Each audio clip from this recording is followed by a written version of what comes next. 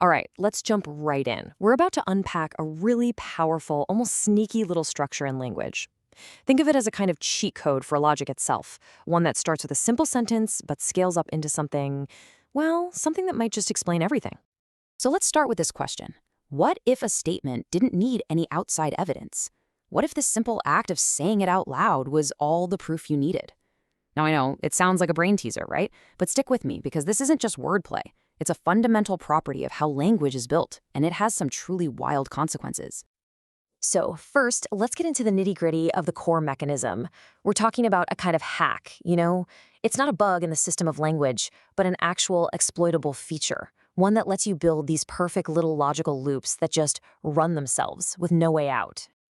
And this is the heart of it, what the source material calls the funny thing principle. And it is kind of funny because it's so simple it's almost silly, but it's also completely unbreakable. Think about it. If I say, this sentence is sayable, well, I just said it. The proof is in the pudding, right? But if I don't say it, then what? There's nothing to argue about, no claim was ever made. It's this perfect self-sealing little bubble of logic. And here's really how that loop works. There are only two possibilities. One, the sentence gets spoken. When that happens, the very act of it being spoken proves it could be spoken. Done. Two, the sentence doesn't get spoken. In that case, silence. There's no statement, no claim, nothing to disprove. You can't find a counterexample because there's nothing to counter. It is completely escape-proof. And this is where it really clicks. Usually we think of a proof as something separate, right? It's the lab report, the mathematical derivation, the receipt. It's evidence about the thing. But here, the thing itself is the evidence. The process and the proof are one and the same. It's like the only way to prove a program works is to run it. If it runs, that's your proof. Okay, I know what you're thinking. This is a neat philosophical trick, but what does it have to do with anything real? Well, let's bring it down to earth, because this exact logical structure is the engine behind some of the most frustrating arguments you've ever had. You know the ones that just go in circles and make you want to pull your hair out. So, the whole thing usually kicks off with a clash of styles. It's a communication mismatch. On one side, you've got someone trying to use language like a scalpel, very precise, very literal, high fidelity. On the other side, you've got someone using language more like, well, like fingerpainting.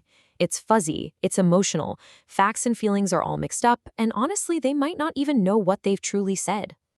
And this is where that 5-stage nightmare loop begins. You've been here, I've been here. Stage 1, the fuzzy statement. They say something that doesn't quite make sense. Stage 2, you, trying to be helpful, ask for clarity. What did you mean by that?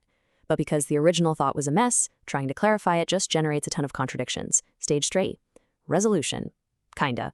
After going around in circles forever, you finally agree on what they originally meant. Whew.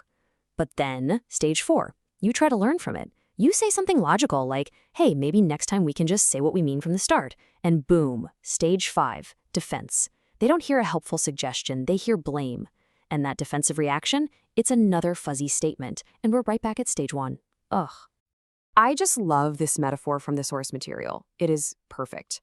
Trying to get a straight answer in that situation, it's like chasing a chicken without hands. It's frantic, it's impossible, and every time you think you've got it cornered, it slips right past you.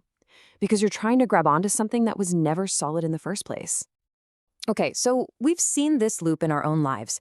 But now we're going to zoom way, way out, because this isn't just about arguments. This little linguistic quirk actually tells us something profound about the very structure of our reality and how things like math and logic fit into it. This is what the source calls the containment axiom, and it's a game changer. The idea is this: language is the base operating system. It's the whole computer. And things like mathematics, they're just applications running on top of that OS. They're very strict, very powerful programs, but they are still written in and constrained by the language they run on. A mathematical proof has to work as a linguistic statement, but a linguistic proof, well, it doesn't have to follow the rules of math at all. And here's the wild part. You can test this. If you feed these kinds of logical loops to the big AI models, GPT, Claude, you name it, they all get trapped in the exact same way. It's not because the AI is dumb or has a bug, it's because the loop itself is what's called a locked isomorphism. Fancy term, but it just means the shape of the logic is so strong it forces the same outcome no matter what system is running it. The input guarantees the output. So all of this forces us to completely rethink what we even mean by the word proof. We have to move away from this idea of proof as a dusty old document, some static thing that says true. We need to start thinking about proof as something that's alive, as a dynamic, running process. You can really see the difference when you put them side by side. The old world view is proof leads to truth. A proof is some external artifact. In this new world, proof is the process. The execution of the thing is the proof. It doesn't rely on some outside rules. It just relies on its own internal consistency. Can it be done? If the answer is yes, that's your proof. Truth isn't about correctness. It's about doability. And here's how you'd formalize that. Basically, you have a process, M, it has to play by a set of rules, U, and it has to maintain some core consistency, P. If it can do all that, if it can run without breaking its own rules, then the process M is an operational proof of its own consistency. It's all about internal, repeatable success. Right about now, the alarm bells for paradoxes might be going off in your head, and that's a fair point. But this system has a really clever defense mechanism. The source calls it an anti-Curry firewall. It's like a one-way door in logic. It lets a process prove its own doability, but it stops you from taking that result and using it to say something absurd, like, therefore, everything is true. It contains the proof to its own little sandbox, keeping the whole system from collapsing into paradox. Okay, we started with a quirky sentence, we moved to a frustrating argument, then we scaled up to the nature of math itself. Now, we're going for the grand finale. What if this core idea, that the proof is the process, that stability comes from doability, what if that's not just about language? What if it's about everything? This is what's so mind-blowing. You start looking for this pattern and you see it everywhere. In physics, the principle of least action says a beam of light will take the fastest, most efficient path. That's its proof of concept. In crypto, things like ZK snarks don't show you the data, they just prove a computation was doable. In biology, think about Conway's game of life.